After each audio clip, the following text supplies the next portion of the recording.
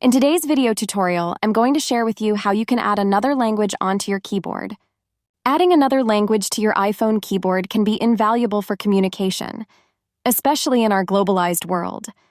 It enhances your ability to interact with people who speak different languages, facilitates learning, and opens doors to new cultures and opportunities. To do this, simply head into your phone settings. On the Settings page, select the option of General. Scroll down onto the option of Keyboard. On this very first option, tap on Add New Keyboard. Select any language you wish to add as your keyboard. Tap on Done and it will get added successfully.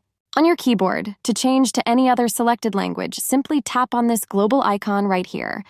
That's how easy it is to add different languages on your iPhone keyboard.